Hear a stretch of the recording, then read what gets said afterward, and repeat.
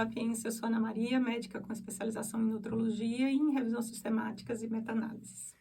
Meu nome é Estevão Mateus, sou psicólogo e empreendedor digital.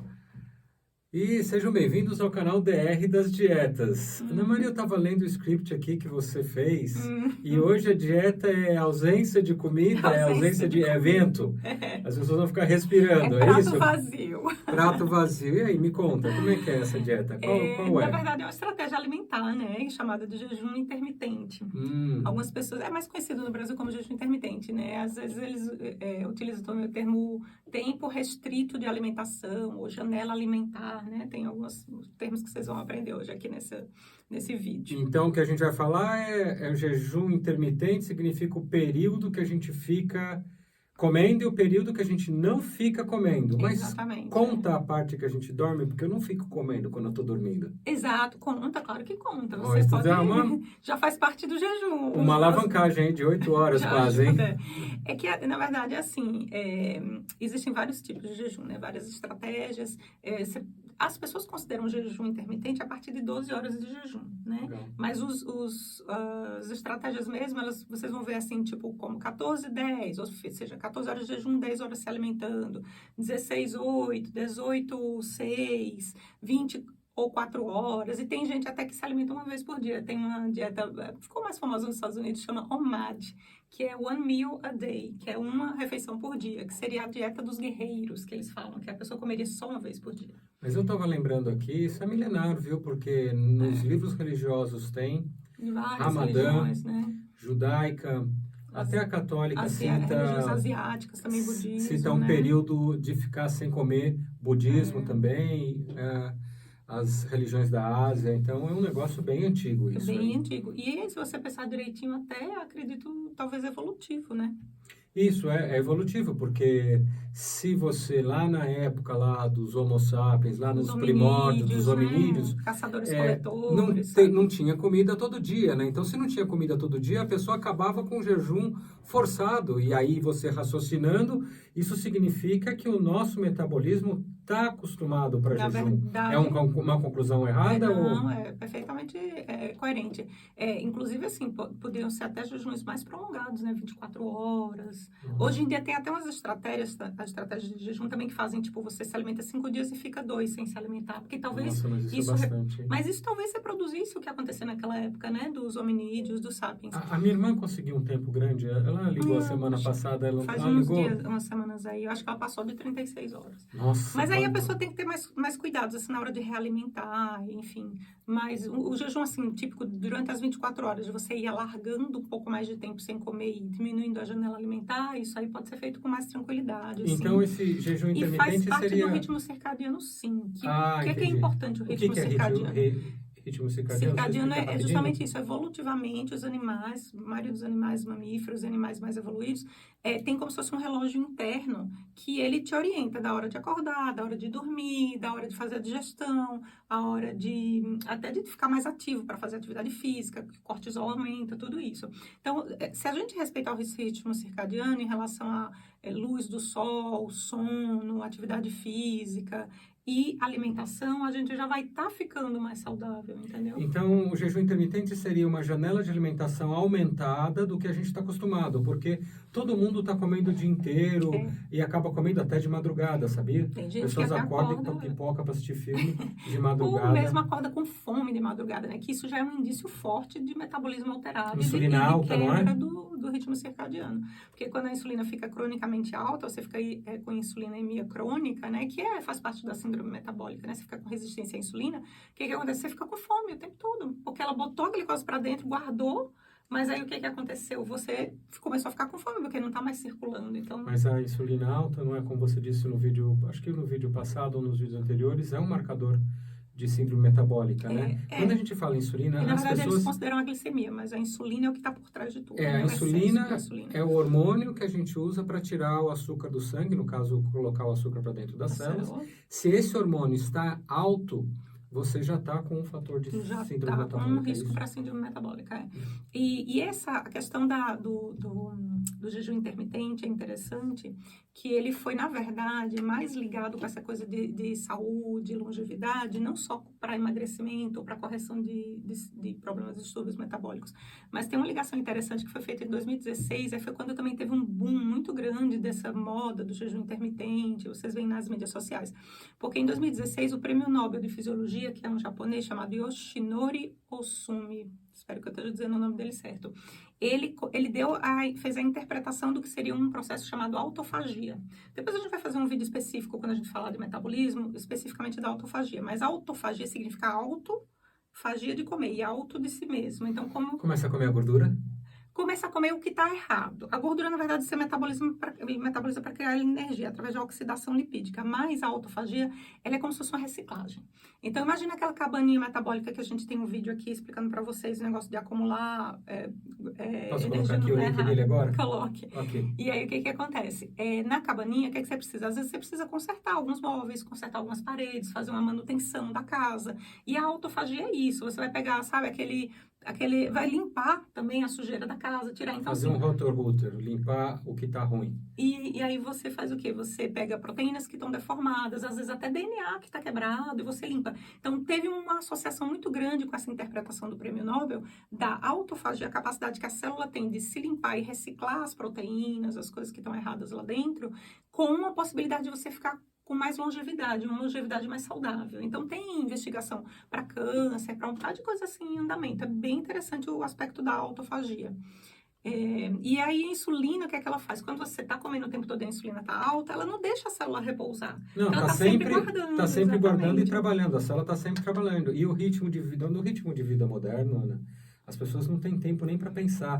Dá fome, come, volta para o trabalho, e tem que fazer isso, e tem que fazer aquilo. Tem um monte de tem que está acabando com a sociedade. Exatamente. Quando você faz as escolhas erradas, aí você acaba virando um ciclo vicioso, porque você acaba alimentando os mesmos problemas que estão gerando sua fome contínua o tempo todo, né?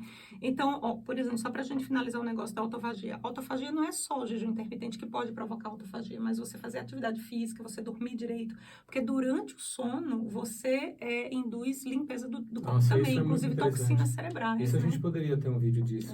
Quando a gente falar de Alzheimer, a gente vai falar disso. Tem uma condição que a gente precisa lembrar sempre para todo mundo, que o jejum intermitente acaba sendo um pouquinho mais elaborado, que é o da diabetes tipo 1. Tipo 1. Tipo 1, não tipo 2. Tipo 2 tem mais que fazer mesmo para ajudar, né? Porque tem demais, né? Isso, inclusive, para lembrar vocês que esse canal é informativo, não substitui consulta médica, nem psicológica, nem nutricional, nenhum consulta de saúde, é só informativo. Então, vocês vão pesquisar e vão conversar com o médico que vocês acompanha falam, vocês. Eu vi assim, assado, é legal fazer, posso fazer com o médico. Eles vão estudar, vocês vão decidir juntos. O que acontece? O diabetes tipo 1, o problema é que é o contrário do diabetes tipo 2. Ele tem pouca insulina, na verdade não tem. Não tem. E aí, qual que é o problema de você não ter a insulina na quantidade certa? As suas células beta foram destruídas, que são as células do pâncreas que produzem a insulina, mas as vizinhas dela, que são as células alfa, que produzem o glucagon, que é o hormônio antagonista da insulina, elas estão normais. Porque a autoimunidade do diabetes tipo 1 só destrói as beta, não destrói as alfa. Então, o que acontece? A pessoa fica com excesso de glucagon relativo. Então, qualquer estresse, adrenalina, cortisol... Eu sei o que acontece. E não sou médico. Aumenta a glicose no sangue. E aumenta a glicose no sangue, porque o glucagon ele vai fazer isso. O estresse do cortisol, a adrenalina vão ativar o glucagon está em excesso, a insulina não está lá para equilibrar, ele vai no fígado, ele manda você do fígado produzir glicose. Então quer dizer que nem comeu nada, está produzindo glicose. Às vezes a pessoa não comeu nada, está produzindo glicose. Então o jejum intermitente para o tipo 1 é mais complicado justamente por causa disso, né? E aquela ideia da pessoa que precisa comer em 3 horas, aquilo funciona, né? Então, talvez... Aquilo de verdade funciona, porque eu acho que... A gente primeiro não sabe de onde veio isso, né? Não tem evidência. Mas os caras de maromba fazem isso, mas com proteína para ficar grandão. Eu imagino assim, tem duas vertentes que justificaram essa ideia de comer 3 em 3 horas. Na época da faculdade eu via muito isso e eu achava que era normal, mas realmente não tem evidências sobre isso. Uma delas é de que veio talvez da época que inventaram a insulina e que aí os diabéticos, igual o tipo 1, não precisavam estar o tempo todo comendo, porque as insulinas também não tinham essa modulação de tempo de ação que elas têm hoje. Então, você tinha que estar o tempo todo comendo para não correr o risco de ficar ao contrário, ficar com excesso de insulina exógena e ter hipoglicemia e morrer. Entendi. E aí, por isso Elas que talvez... muito fortes, né? Elas eram muito fortes. muito fortes. E assim, não tinha essa modulação, as curvas. Hoje em dia tem vários tipos de insulina diferentes, enfim.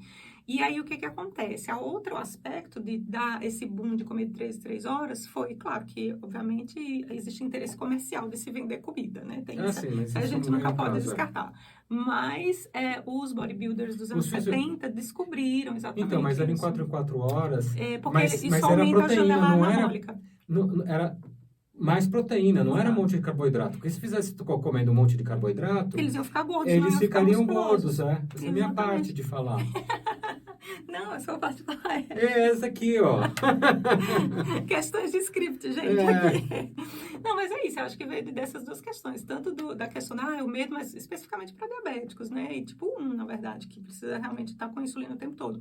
Mas os bodybuilders, é isso que você falou mesmo, eles não estão comendo 3 horas porcaria, ou não deveriam, né? Eles estão... Não, aparece nos vídeos vídeos aí que eu já assisti, que eu mas sigo alguns canais muito, de exercício. Não, então, mas aí ele senta numa junk fooderia, existe isso, uma lanchonete só de junk, comida lixo, e aí eles comem um monte de 3 hambúrguer com cheio de molho, com batata frita, mas é que você não vê o que ele está gastando na academia. A pessoa... mas não é recomendado, né? Seria comida de verdade, né? Melhor comida de verdade, exatamente. Ana, e tem uma recomendação para comer? Já quer dizer, em relação não ao jejum, comer, né? Mas como, né? E como voltar a comer, né? Verdade. No jejum. É uma boa. Então, assim, recapitulando para vocês, existem várias maneiras. Aí, de repente, cada um descobre. Eu consigo ficar 14 horas sem comer. Eu consigo ficar 16. Eu me sinto bem, não sinto fome, não tô sentindo mal, não tô passando mal. Então, você vai ajustando aí sua janela de alimentação durante o dia. Mas, assim, recomendação nos estudos de dizer assim, jejum intermitente tem que comer isso, isso, aquilo quando volta a comer... Não tem nenhum padrão específico do jejum intermitente. Pode ter até aquele negócio 5 dias, 2 dias, entendeu? Então, mas se você está melhorando o padrão metabólico seu, e aí você fica um tempo sem comer, e aí na hora que você volta, você vai lá e come uma pizza. Pisa na jaca, né? E pisa na jaca, aí não dá, come né? cheio de Vai doce, ficar... pãozinho, doce, aí você macarrão. vai recuperar aquilo que você perdeu e vai também não ajudar nas síndromes metabólicas e etc. Talvez a grande questão aí desses resultados que a gente vai ver de benefícios aí, eles pudessem ser mais melhorados ainda se, na hora de voltar a comer, a pessoa voltasse a comer... Cetogênica, pelo menos comida natural, né? Não, processada, comida de verdade, né? Comida de verdade. E não substância comestível ultraprocessada, né? Mas assim, como você falou, a cetogênica... E a low carb, né? A cetogênica e a low carb, junto com o jejum intermitente, elas andam bem casadinhos aí, muito bem. Porque você, sem querer, você faz jejum intermitente. Vamos colocar um card da cetogênica? Vamos. Posso colocar agora? Pode. Quando você está fazendo dieta low carb ou cetogênica, que você está gastando sua própria gordura como energia, você começa a ficar com menos fome. E aí, quando você já fez o jejum intermitente, você nem percebeu, porque você ficou sem fome. Então, são estratégias aí que dá para ir modulando, né? E aí, e os benefícios? A gente vai entrar nos benefícios? Vamos. Quais os benefícios que as pessoas sempre querem saber? Em benefício se emagrece isso daí, se perde peso, porque tá todo mundo gordinho. Não, a balança aí na recomposição corporal, né, Sapiens? Então, o que é? Lembrando que o jejum intermitente é essa restrição de uma janela alimentar, uma restrição intermitente de jejum versus alimentação. Então, todas as meta-análises que foram ver isso, peso, composição corporal, IMC, elas compararam ou o jejum intermitente com não fazer nada, comer normal e não ter período de jejum maior do que a pessoa quisesse, geralmente não é mais do que 8 horas, né? Versus uma dieta de restrição calórica contínua, que são aquelas dietas de baixa caloria, tá? E comparou o jejum com essas dietas de baixa caloria todos os dias. Só que, assim, no jejum você não ficava controlando a caloria, você só controlava o período do dia que você comia. Acabava que às vezes comia um pouco menos, porque não tinha tanto tempo assim para comer, mas, enfim, as comparações foram essas. Mas e aí, o diferencial interessante para quem suporta ficar numa dieta dessa, vai reduzir a gordura no fígado? Vai... vamos ver os benefícios. O jejum intermitente mais clássico, mais usado nos estudos, foi o do Ramadã, que é aquele período do islamismo que varia, né, durante o ano, não é sempre a mesma época do ano. eu acho que é um mês, mais 4 semanas, mas é de acordo com o calendário lunar. Então, nem é na mesma época do ano. Mas eles ficam do nascer do sol ao pôr do sol sem comer, só bebendo água. E eu acho que eles podem beber chá e café também, não tenho certeza, né? Hidratação, normalmente, com bebidas não calóricas, normalmente não atrapalha o jejum, né? Então, o que acontece? A maioria dos estudos acabava usando o Ramadã ou alguma coisa parecida com isso daí. E aí, esse tempo de jejum varia, assim, mais ou menos de 12 até 18 horas, de ficar sem comer durante o dia, né? E aí, o que aconteceu? Quando eles fizeram essa restrição alimentar, comparando, o que eles viram? Eles viram que comparado o jejum intermitente com você não fazer nada, nem dieta, nem jejum, nem nada, é óbvio, né? O óbvio, né? Mas comprovou o óbvio. O jejum intermitente perdeu um pouco de peso, sim, comparativamente. Isso já é um fator interessante para todo mundo. Já é interessante para todo mundo. E 12 horas só? Se a pessoa precisa só de mais 4. Pois é, então. Aí o que acontece? E com a dieta de restrição calórica contínua, também teve mais perda de peso no jejum. Olha que interessante. E outra coisa interessante, não, mas teve umas meta-análises que não deu diferença, tá? Porque tem muitos estudos sobre isso, sabe? Mas o mais interessante é assim, teve uma meta-análise que avaliou, depois que a pessoa parou de fazer a intervenção, ou seja, tá bom, para tudo, para o jejum intermitente e para a dieta de caloria restrita.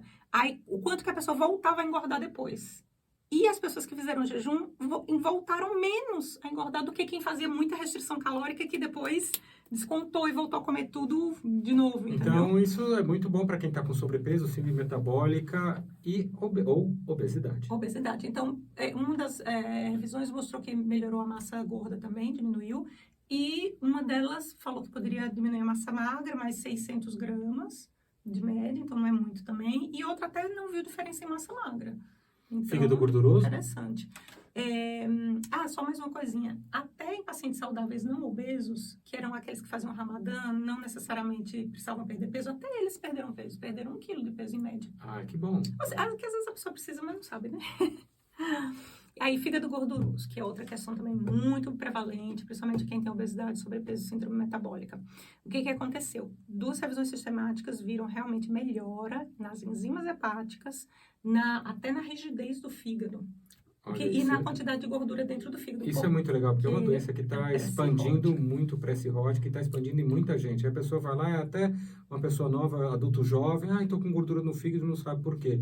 Mas, a princípio, mesmo com a não restrição de alimentos, há uma redução. Só porque você dá descanso para o fígado. Só porque você descansou o fígado. Porque você respeita o ritmo circadiano e deixa seu fígado descansar. Deixa ele fazer a reciclagem dele lá. Se você tiver o tempo todo comendo, ele está tão ocupado o tempo todo, você cria um burnout no fígado. É como se fosse um trabalhador que está trabalhando sem descanso. Quase que concluímos aqui, eu e você, que os marcadores metabólicos e cardiovasculares, eles melhoram? Não, esses a gente vai falar agora. Foi a obesidade e fígado gorduroso. Isso. Ou seja, reflexos mas marcadores metabólicos, eles não estão dentro lá da síndrome metabólica? Então, mas eu vou te falar que esses aí, as meta-análises não viram diferença. No cardiovascular e nos marcadores metabólicos? Pensa no cardiovascular junto com síndrome metabólica, tá? HDL, que é colesterol bom, LDL, que dizem que é o ruim, né? Triglicérides, que é a gordura acumulada. E isso aí não teve diferença significativa. Teve uma meta-análise só que viu que melhorou um pouquinho a pressão quando comparou com quem comia sem fazer restrição. Mas, por exemplo, não teve diferença da melhora com quem fazia restrição de calorias. Então, assim, talvez ele não seja superior nesse sentido. Não, eu que estava confundindo marcadores metabólicos com síndrome metabólica. Mas, enfim, no geral, assim, das várias meta-análises que eu dei uma revisada aqui, não teve nenhuma melhora significativa nos marcadores de síndrome metabólica e cardiovascular. Mas uma coisa que a gente pode pensar é que, pelo menos, ele não piorou, né? A gente tem que lembrar o pessoal que o jejum conta e ficar de noite, como eu já havia falado no começo do vídeo. Ou seja, se você dorme 8 horas, você só precisa ficar mais 4 para alcançar o mínimo de 12 horas. 2 não antes é tão difícil. E 2 depois. Pode tomar um cafezinho e ficar sem comer? Pode, desde que não tenha açúcar, né? Sapiens, nem mel, nem açúcar de coco, nem todas essas coisas que as pessoas acham que não é açúcar. O bullet coffee, aquele que vem o café, a manteiguinha, um adoçante? Isso aí é uma controvérsia. A gente pode fazer um vídeo. Então, esquece o bullet coffee. Não, porque tecnicamente tem calorias, né? Mas não ativa a insulina. Então, você continuaria de jejum metabólico, mas não de jejum de calorias. Mas, enfim. E aí a gente pensa assim, qual a outra coisa que também está muito prevalente, né, hoje em dia? Diabetes mellitus, tipo 2. Tipo 2, né? Porque o 1 a gente já falou, né? O cuidado, sabe? Porque pode dar excesso de glicemia se você ficar sem comer, porque o Mas não jejum faz pode um vir a pouco ser de um sentido, estresse. né? Porque a diabetes tipo 2 está super ligada intrinsecamente com o carboidrato. Se você pode comer depois, ou seja, não marca isso de comer o carboidrato depois quando volta, eu acredito que não vai melhorar a diabetes tipo 2, ou vai melhorar. O que aconteceu? Eles viram realmente que você pode melhorar a perda de peso em pacientes diabéticos que fazem jejum. Isso é importante também, porque geralmente a diabetes tipo 2 está associada com sobrepeso ou com, pelo menos, gordura central e tudo, comparado com a dieta padrão para diabetes. Vê só, conseguiu perder mais peso no jejum intermitente. Mas não teve diferença na hemoglobina glicada. 3 revisões sistemáticas não melhoraram a hemoglobina glicada, só uma teve um pouquinho de diferença na glicemia. Mas é aquilo que você falou, é porque como o jejum ele não determina o que é que você vai comer depois que você sair do jejum, se a pessoa enfiar o pé no carboidrato, não vai estar melhorando muito, não é mesmo? Depressão e ansiedade, alguma coisa ou não? Antes de depressão e ansiedade, vamos falar de... Ele quer apressar o vídeo, Não, sabe? eu não quero. É DR das dietas nova geração, né? Geração 2.0. rápida, É acelerada. versão rápida, tem que dar uma acelerada porque o pessoal não assiste, né? Mas porque os marcadores inflamatórios são importantes também. Às vezes a gente pensa que risco cardiovascular é só triglicérides, HDL, mas os marcadores inflamatórios. Só que, por exemplo, essa dieta, essa estratégia do jejum, eles viram os marcadores inflamatórios lá e ou não teve nenhuma redução, ou teve uma redução muito pequena que provavelmente, do ponto de vista clínico, não é significativa, né? Então é melhor fazer uma cetogênica. Eu acho que a cetogênica é mais inflamatória. A gente viu isso no último vídeo. Mas Desinflamatória. Pelo menos, desinflamaria. Mas pelo menos o jejum, ele não vai te ofender, entendeu? Não vai te inflamar mais. Isso aí é interessante. Então pode ser um recurso mesmo, né? Depressão e ansiedade teve alguma... Depressão e ansiedade, não tinha nenhum estudo que visse a pessoa já com depressão e ansiedade. Com ansiedade eu não achei nada. Que visse a pessoa com depressão e instituísse o jejum intermitente para ver se ele melhorou ou não. Mas teve as pessoas que faziam Ramadã, e esse estudo do Ramadã tem quase 85 trabalhos. Esse da depressão acho que teve menos, 17, mas imagina, 85 estudos só com o pessoal que faz Ramadã, o jejum do Ramadã. E aí o que aconteceu? Viu que fez o questionário de Hamilton de depressão, que é diferente daquele de Beck, mas que avaliou a depressão, antes do jejum e depois do jejum. E não mudou os scores, ou seja, a pessoa não ficou com mais tendência de ficar deprimida porque não podia comer 12 horas por dia, entendeu? Não, mas 12 horas passa rápido. Sim, mas é porque tem muita gente que faz essa associação de felicidade. Então, assim, além desses benefícios todos, tem técnicas interessantes, tem trabalhos interessantes, promissores, avaliando quimioterapia, desenvolvimento de um fator neurológico cerebral para ativar os neurônios, enfim. E as dificuldades, Ana? Quais poderiam ser as dificuldades, né? Vamos começar primeiro falando dos marombeiros, né? Que é o pessoal que faz atividade física que pensa assim, mas esse jejum não vai ser para mim, eu vou ficar fraco quando eu fizer atividade física, né? Isso. E aí, o que aconteceu? Tem uma revisão sistemática de Portugal que viu que não mudou a capacidade muscular, tá? Ou seja, a pessoa continuou com a mesma força muscular, o grupo que fazia jejum intermitente e o grupo que não fazia.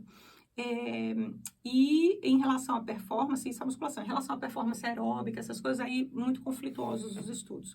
Porque um estudo mostrou que melhorou a captação de oxigênio, mas outro estudo falou que piorou a capacidade metabólica, então, aeróbica. Então, assim, aí tem que ver. De repente a pessoa está adaptada e não tem problema, mas a pessoa que não está adaptada pode ser que tenha um prejuízo, sim, na performance de atividade física. Principalmente se ele que treinar de manhã. Aí porque não dava para saber se a pessoa estava treinando de jejum ou não, entendeu? É complicado isso. E o contraditório? Antes do contraditório, a aceitação. Outra dificuldade que a pessoa pode ter no jejum é a aceitação. Então, quando você fala de aceitação de uma dieta ou de uma estratégia alimentar, o que é que você pensa? Você pensa se ela teve efeito colateral e se você ficou com fome, né? Porque a pior coisa para aderência no dieta é a pessoa ter fome. A pessoa que está com fome não vai ficar fazendo a dieta ou a estratégia alimentar. Então, em relação à aceitação, teve uma meta-análise só que mostrou que o único efeito, assim, adverso que poderia ter tido jejum, que as pessoas reportaram mais, foi 7% de chance. Era dor de cabeça. Mas muita gente não Melhorava ou piorava? Não, a pessoa teve dor de cabeça enquanto fazia o jejum. Reclamou de dor de cabeça enquanto fazia o jejum. Mais de 12 horas, né? Porque... Não, às vezes é porque a pessoa não se hidrata direito, porque às vezes falta sais minerais. E aí começa a ficar com dor de cabeça por causa disso. Pode acontecer na cetogênica também. É verdade. Aquela gripe, chama gripe cetogênica. Ketoflu, exatamente. Em relação à saciedade, eles compararam o jejum intermitente... Saciedade, você não ter fome. Parâmetros de fome lá, uns critérios lá, uns scores. E aí, o que aconteceu? Comparando o jejum intermitente com aquelas dietas de restrição calórica, não teve diferença. Quer dizer, eu acho que os dois passaram fome, né? Porque com o tempo a pessoa vai acostumando, a pessoa não vai tendo mais fome. Eu acho mais interessante a pessoa fazer uma dieta de adaptação primeiro, mais low carb, e depois introduzir o jejum, não direto pro jejum, ele é mais difícil mesmo. Porque tem a questão psicológica também, que aí eu acho que você pode falar bem, que é a pessoa sair do jejum e fazer o binge Na hora ela né? carrega a vontade toda que ela preservou ali, fazendo, né? passou aquela vontade toda e joga naquela dopamina que ela está precisando, que é o ser feliz durante a comilança, que na realidade é a dopamina, então sabe como se fosse uma droga alimentar, e aí a pessoa pode voltar e carregar muito na comida na hora que ela volta depois do jejum. Se você pensar que a pessoa tiver um distúrbio alimentar ou de compulsão ou de binge eating, né, que é assim de exagerar em algum tipo de comida precisa tratar isso antes. Precisa tratar, porque aí tem que ter muito cuidado com nesse sentido com o jejum. Porque na hora que volta morrendo de fome, aí e aí você pode ficar naquele ciclo, passa um tempão sem comer para poder comer bem errado depois. E na verdade não corrige o problema, que é estar comendo errado, não porque eu mereço aquele bombom porque eu fiquei 12 horas sem comer, então eu já como aquele bolo do aniversário que sobrou de ontem no café da manhã. Olha só, não é comida se estraga inteiro. E o contrário, qual seria o contrário? Qual seria o contrário? Eu não sei qual é o contrário, só comer já é o contrário, não é? É verdade. Só comer já é o contrário. É verdade. Mas é isso mesmo, é a questão de comer 3 em 3 horas, entendeu? De você não conseguir dar descanso pro seu corpo, de você ficar comer toda hora, o tempo todo. Exatamente, não precisa ser 3 em 3 horas. E aí, chegamos ao fim desse vídeo, porque a gente tá no 2.0. Eu sei que você tá tendo que se controlar, mas a gente tem que passar aí. Ideia, obedecer um pouquinho o algoritmo, não é mesmo? Tá bom. Ok, gente, esse foi mais um vídeo do DR das Dietas. Muito obrigado você que curtiu e compartilhou está compartilhando os nossos vídeos. Estamos motivados em fazer mais novos vídeos. Aonde que a gente vai ver ele depois? Na próxima DR das Dietas. E quando vai ser? Às 9 da manhã. Ok, gente. Um abraço e um beijo. Tchau. Tchau.